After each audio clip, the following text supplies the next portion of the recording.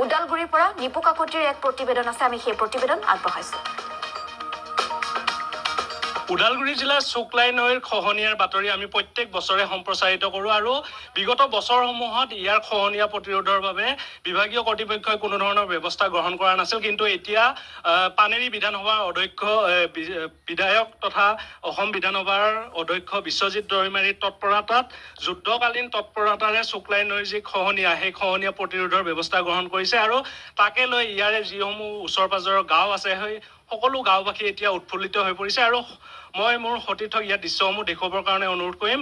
যুদ্ধকালীন তৎপৰতাৰে ইয়াৰ খহনীয়া প্ৰতিৰোধৰ বাবে এনেধৰণে পাৰ্কোপাইনৰ ব্যৱস্থা কৰি আছে আৰু দিনে নিশাই ক'ব লাগিব দিনে নিশাই এনেধৰণে পাৰ্কোপাইন মাৰি আছে আৰু সমাগত বাৰিষাৰ যি খহনীয়া সেই খহনীয়া প্ৰতিৰোধৰ বাবে এনেধৰণে ব্যৱস্থা গ্ৰহণ কৰি আছে আৰু গাঁওবাসীৰ পৰা মই কিছু প্ৰতিক্ৰিয়া জানিব চেষ্টা কৰিম। কি ক'ব বাইদেউ, আপোনালোকে এটা দীৰ্ঘদিনীয়া সমস্যা সমাধানৰ আগফালে গতি কৰিছে, কি ক'ব? হয়, সঁচাকৈ আমাৰ শুক্লাইবাসী ৰাইজৰ কাৰণে শুক্লাই গৰাখহনীয়াটো এটা বহুত ডাঙৰ সমস্যা হয়। যিহেতু মই শুক্লাইৰ এগৰাকী স্থায়ী বাসিন্দা হয় আৰু আমাৰ কাৰণে এই সমস্যাটো এটা মেজৰ সমস্যা হয়। আৰু যোৱা বছৰো আমি আমাৰ বিধানসভা অধ্যক্ষ তথা পানেৰী বিধানসভা সমষ্টিৰ বিধায়ক বিশ্বজিৎ ছাৰৰ নিৰ্দেশত আৰু আমাৰ BTRৰ EM তথা ভেৰগাঁও পৰিষদীয় সমষ্টি MCLA দাবৈচা বড়োদেৱৰ সহযোগত আমি ইয়াতে পাৰ্কোপাইন লগাইছিলোঁ আৰু যোৱা বছৰ এই পাৰ্কোপাইনৰ যোগেদি আমাৰ ৰাইজে বহুতখিনি সকাহ পালে আৰু যিহেতু আমাৰ পাৰ্কোপাইনে এই ঠাইত যথেষ্টখিনি কাম কৰে আৰু ইয়াৰ কিছুদিন পূৰ্বে আমাৰ অসম চৰকাৰৰ জলসম্পদ মন্ত্ৰী আমাৰ পীযুষ হাজৰিকাদেৱ আমাৰ ওদালগুৰি জিলাৰ প্ৰায়বিলাক গৰাখহনীয়া অঞ্চলত তেওঁ ভিজিট কৰিছিলে আৰু তেখেতে ইমাৰ্জেঞ্চি বিভাগীয় কৰ্তৃপক্ষক পাৰ্কোপাইনৰ কাম কৰিবলৈ তেখেতে নিৰ্দেশ দিয়ে আৰু সেই মৰ্মে যোৱা 23 তাৰিখে আমাৰ পানেৰী বিধানসভা সমষ্টিৰ বিধায়ক আমাৰ বিশ্বজিৎ ছাৰে শুক্লাই নদী দুয়োপাৰে প্ৰায় 8 কিলোমিটাৰ তেখেতে পাৰ্কোপাইনৰ কাম শুভাৰম্ভণি কৰে আৰু এতিয়া কামবিলাক আমাৰ চলি আছে আৰু আমি বিশ্বাস কৰোঁ যে তাৰমানে আগন্তুক দিনত আমাৰ এই বছৰত এই পাৰ্কোপাইনৰ যোগেদি আমাৰ যি নদী গৰাখহনীয়াৰ পৰা যিখিনি বিপদ, এই বিপদসমূহ আমাৰ যথেষ্টখিনি আমি মুক্ত হ'ম বুলি আমি আশাবাদী। গতিকে মই এই চেনেলৰ যোগেদি আমাৰ অসম চৰকাৰ তথা আমাৰ জলসম্পদ মন্ত্ৰী পীযুষ হাজৰিকাদেৱ BTR চৰকাৰ বিশেষভাৱে মই আমাৰ পানেৰী বিধানসভা সমষ্টিৰ বিধায়ক তথা বিশ্বজিৎ ছাৰক আমি বিশেষভাৱে শুক্লাইবাসী ৰাইজ হৈ, মই চেয়াৰমেন হিচাপে নহয়, শুক্লাইবাসী ৰাইজ হৈ তেখেতক বিশেষভাৱে মই ধন্যবাদ জ্ঞাপন কৰিছোঁ আৰু আগন্তুক দিনত তেখেতসকলৰ প্ৰচেষ্টাত আমাৰ এই যি গৰাখহনীয়াৰ পৰা হোৱা বিপদসমূহ একেবাৰে নাইকিয়া হ'ব বুলি আমি আশাবাদী। হয়, এই পাৰ্কোপাইনৰ জৰিয়তে বহুকেইখন গাঁও আৰু কিমান কেইখন গাঁও ইয়াৰ পৰা ক্ষতিগ্ৰস্ত হৈছিলে এই খহনীয়া আৰু বানপানীৰ বাবে, সেইসমূহ জানিব চেষ্টা কৰিম। ইয়াৰ এই যি খহনীয়া আছিলে সেই খহনীয়াটোৰ পৰা আপোনালোকৰ ইয়াতে কিমানখন গাঁও ইয়াতে খহনীয়াৰ পৰা কিমান ক্ষতিগ্ৰস্ত হৈছিলে এই গাঁও? হয়, নমস্কাৰ। ইয়াতে ক'বলৈ গ'লে ভূটাঙৰ পৰা আপোনাৰ এই শিললৈকে ধৰিলে কমচে কম 15-20টামান গাঁও আজিৰ পৰা 2-3 বছৰ আগতে এনেকাই মতলব হেৰি আছিলে যে আমি থাকিব নোৱাৰা হৈছিলোঁ নদীৰ কাৰণে। কিমান ঘৰ গুচি গ'ল, কিমান হেৰি গুচি গ'ল।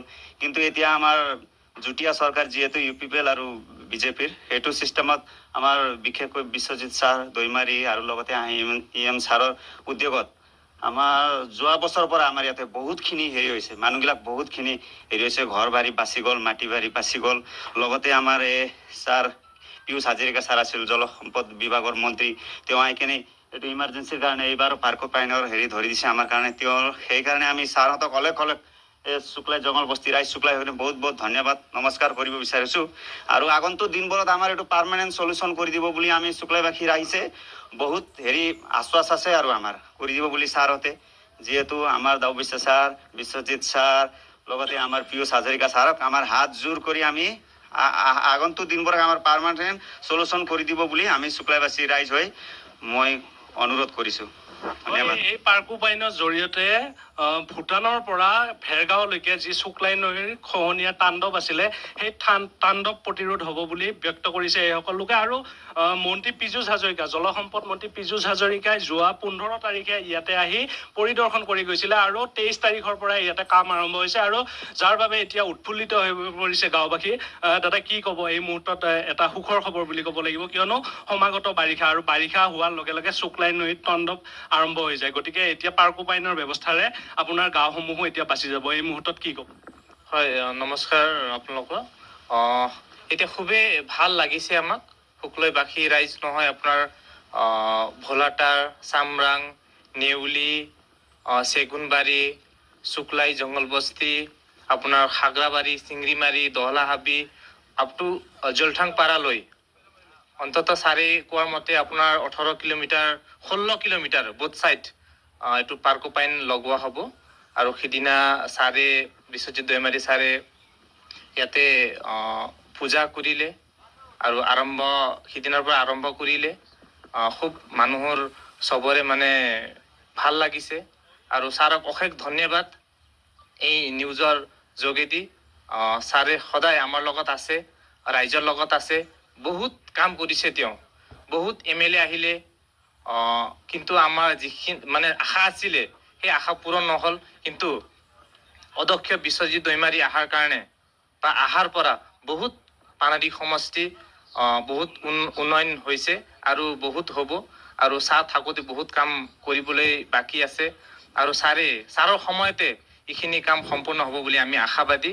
আৰু এইটো পাৰ্কোপাইন পিছত 36 কিলোমিটাৰ বোথ ছাইড মাথাউৰি হ'ব বুলি অলৰেডি কেবিনেট ইয়াতে পানেৰীত হৈছিলে, তাতে মানে এই কথাটো উল্লেখ হৈছিলে আৰু আশা কৰিছোঁ আমি এইটো বোথ ছাইড বান্ধ হ'ব বুলি।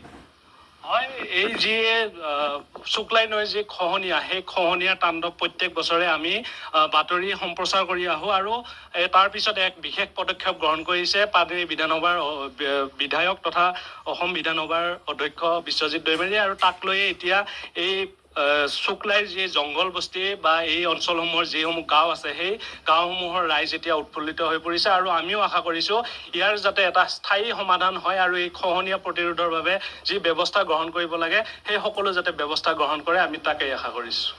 হয়, এই মুহূৰ্তত আপোনাক ধন্যবাদ জ্ঞাপন কৰিছোঁ নিপু কাকতি সবিশেষ দৃশ্যাংশ দেখুৱাৰ বাবে। আৰু এয়া আছিলে নিপু কাকতি আমাক সবিশেষ দৃশ্যাংশ দেখুৱালে। আৰু এনেধৰণে দেখিবলৈ পোৱা গৈছে শুক্লাই নদীখনলৈ স্থানীয় যিসকল লোক আছে তেওঁলোকৰ জীৱনলৈ অশনি সংকেত নমাই আনিছে এই মথাউৰিটোৱে। কাৰণ যিকোনো মুহূৰ্ততে গহৰা খহনীয়া হ'ব পাৰে আৰু এই অঞ্চলটো নিশ্চিহ্ন হোৱাৰ দিশত আগবঢ়া পৰিলক্ষিত হৈছে। সমাগত বাৰিষা ইতিমধ্যে বাৰিষা আৰম্ভ হৈছে। ৰাজ্যৰ বিভিন্ন প্ৰান্তত বৰষুণ, আৰু সেই বৰষুণ অহাৰ লগে লগে চিন্তিত হৈ পৰিছে নৈপৰীয়া ৰাইজ। বিভাগীয় মন্ত্ৰী পীযুষ হাজৰিকাৰ লগতে মুখ্যমন্ত্ৰী ডক্টৰ হিমন্ত বিশ্ব শৰ্মালৈ অনতিপলমে বিহিত ব্যৱস্থা গ্ৰহণ কৰিবলৈ বা এই মথাউৰিটো নিৰ্মাণ কৰি দিবলৈ আহ্বান জনাইছে এইসকল ৰাইজে।